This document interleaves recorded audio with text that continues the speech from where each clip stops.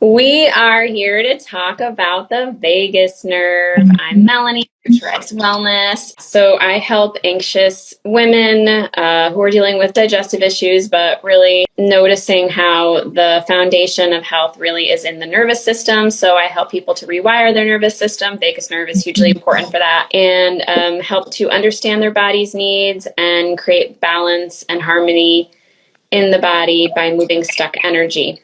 So that's what I do, and I work alongside Mavis, and she's going to introduce herself now. My name is Mavis. I'm with Flow Functional Wellness, and I work with women 18 and up for optimal hormone balance. I specialize in BHRT, bioidentical hormone replacement therapy. I work with gut health, detox health, insulin resistance, metabolic, all things functional medicine. That's what I do, and I love what I do. So that's that. All right.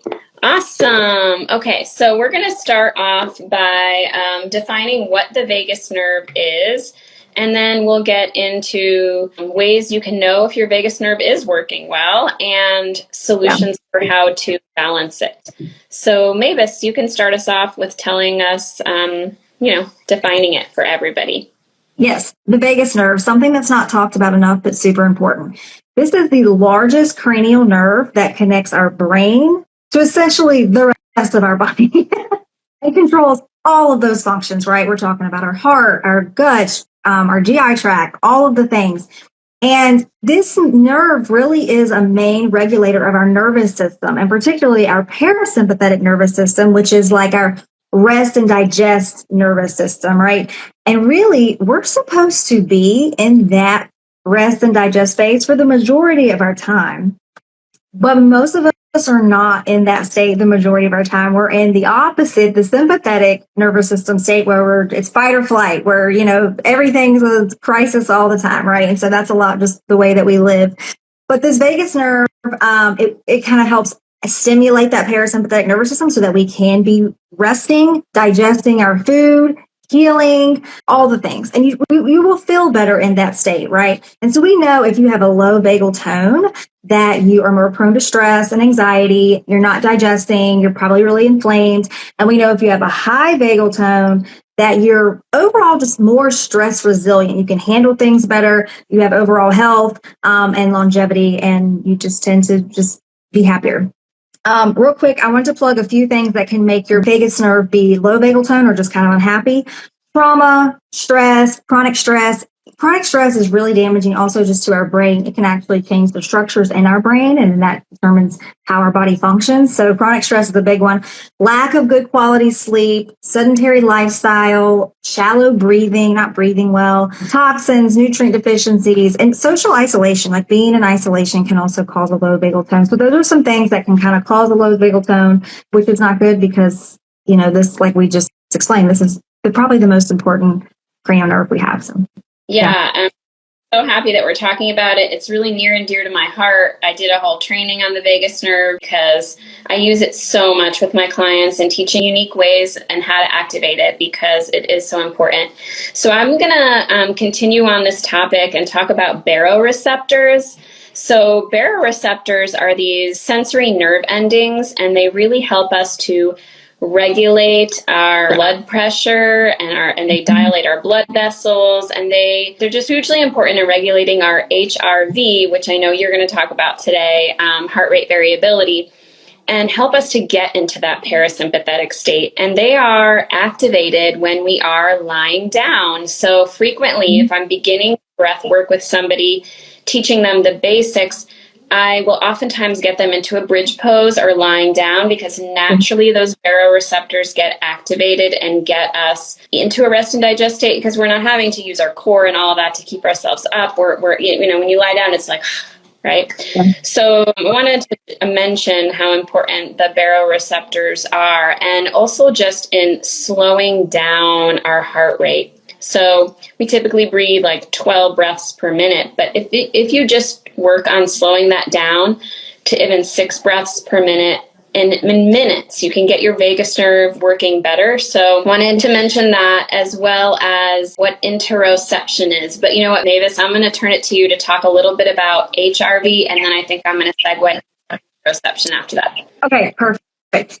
So Heart rate variability is what HRV stands for, and it's literally what it says. It's that variation in time between each heartbeat. It's literally what it is. But why is that so important? Because we know that the higher your heart rate variability is, you're more stress resilient. You can adapt better to stress. You have improved recovery. You just have a stronger nervous system regulation overall, right? And if your heart rate variability is lower, this is usually with chronic stress, burnout, all of these things, but we also know that increases your risk for cardiovascular issues and inflammation and all these things that we don't want. So think about HRV as like a kind of a way to measure that vagus nerve, if you will, right? I mean, more or less. Yeah. So if there's a way to measure it and kind of see how our nervous system is doing, how our brain is, talking to everything else in the body, is the HRV. Now, there's lots of really fancy gadgets out there nowadays that can monitor this. I've actually never monitored mine. I have to say that. But I know that the Oura Ring. I got the do it, and it's kind of a pain. And I do the natural ways now. Yeah. Yeah, but I know a lot of my patients have the Oura Ring, which gives you, they have the raw HRV, but they also, I think, have like a readiness score that they calculate for you somehow. And then there's also a really cool biofeedback gadget called HeartMath that I came across when I was doing research probably about a couple years ago. So that's another company that has feedback where you can kind of see what's going on with your HRV. There's a range for the HRV, what's optimal versus not. This will really depend on your age. It will depend on like your physical fitness level, depend on your overall health. But if you're kind of looking for optimal, I would say, and I want to see what you think about this, Nelly, probably over 80 would be optimal. But, most people are not falling in that category most of the time. I would say below 30 is really not good at all. Like, you really got to do something about that. But again, I wouldn't get stuck on a number because everybody's going to be different depending on their age and their overall health. But it's a good way to kind of see how your nervous system is doing. For some of mine, we're reaching to like 50. Some of my clients. Yeah. I also have clients who don't want electromagnetic waves and wearing these Oura rings and all this stuff. And so what I do is I teach them about interoception, which is really your own awareness of your own body sensations and how in tune you are with them. So if you have a high interoception score, that actually means that you're actually too in tune. And so maybe a noise can alert you or make you jump. So you're too in tune in your body sensations versus a really low where you're not in tune at all. So you kind of want it just in the middle. So I actually have a video on YouTube and it's called How Anxious Are You? And I show how you can calculate your interoception score. And essentially you're just feeling your heartbeat, right? And you use a stopwatch and you count for 1 minute. And then you use your 2 fingers, put them here, and then you count for 1 minute how many heartbeats you hear. You take the difference of that and get that difference number, divide it by your original number, then subtract it by 1. I know you're not going to remember this. It's in the video. And then I have a scale of is your interoception score high or low and all of that. And that to me was a really interesting window because my interoception score is high. And I was like, yeah, I was so cool. And then I realized, wait a minute, that means that I'm actually hyper vigilant in my own body. Calming the vagus nerve and getting it activated would be helpful, and really focusing on exhales versus inhales, because your heart rate should slow down when you have an exhale and should increase when you have an inhale. And so you want to just make sure and kind of pay attention, how are you breathing, right, Mavis? Yes, 100%. And if you think about it, most people don't even think about their breathing at all. And when you're stressed, you really kind of stop breathing, Oh, yeah. And so, so just taking time every day to just sit and focus on your breathing, that in and of itself can be very insightful. Yeah, and I tell people to do it if they wake up in the night too. If you're not sleeping well, instead of just lying there, focus on slowing down your heartbeat, your heart rate. It's a great time. So let's go into some techniques now. You said you were going to do one, right?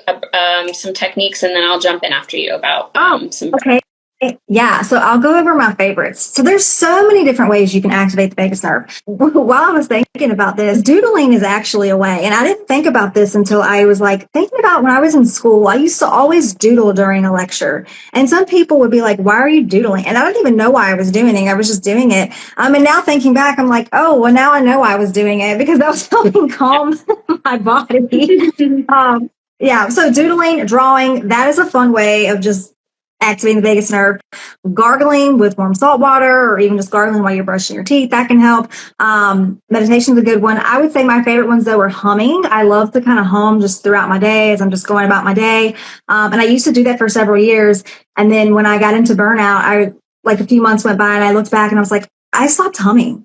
Like that was part of my like joy, and like I had just stopped doing it. So getting back into that was really helpful. Grounding, I love. Like this morning I went out and picked some spinach in my garden, got some grounding in. That is super important to kind of help stabilize everything. Yoga is a big part of my life as well.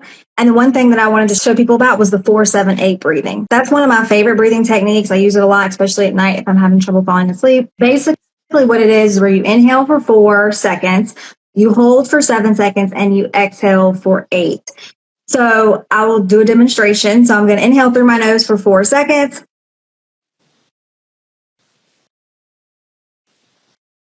Going to hold for 7.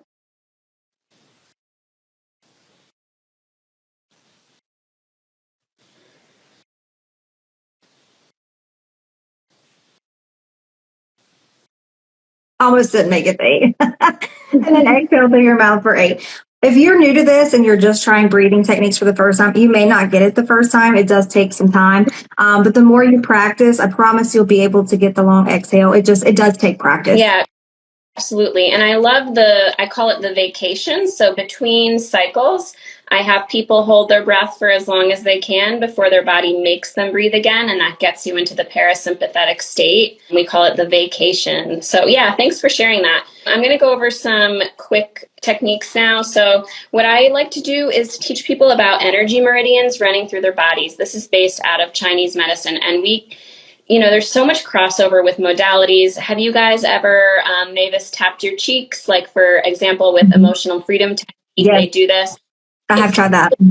Yeah. So it's connected to the stomach meridian. And when that's out of balance, we tend to worry. So just doing this is calming your worry. You can do this while you're sitting at your desk at work. So breathe in and out your nose and tap on your stomach meridian. And you can even say an affirmation: I release worry. All is well. All is well.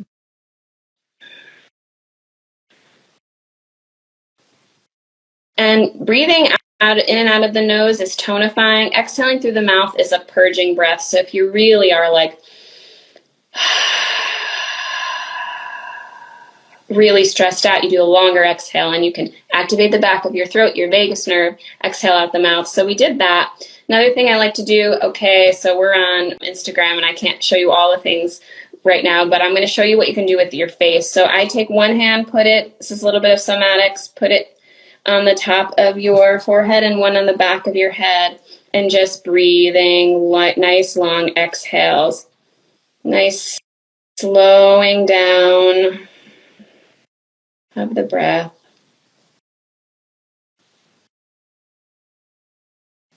Am I squeezing or we're just holding?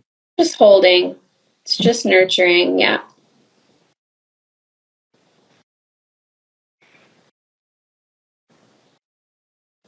And sometimes I like to do is cover my eyes too, so balm your eyes just lightly and do that nice long exhale, breathing out your nose.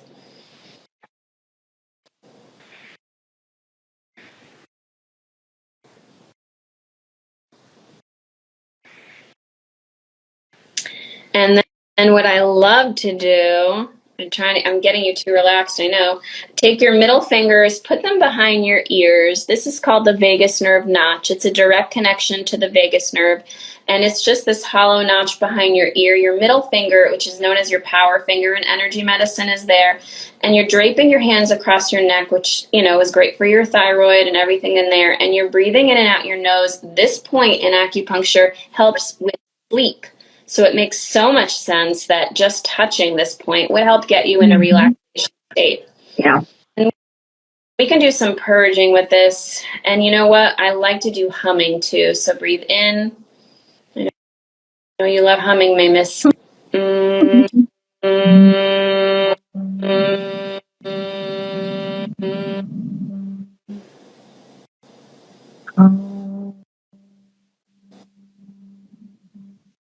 One more. Breathe in your nose and out with a hum.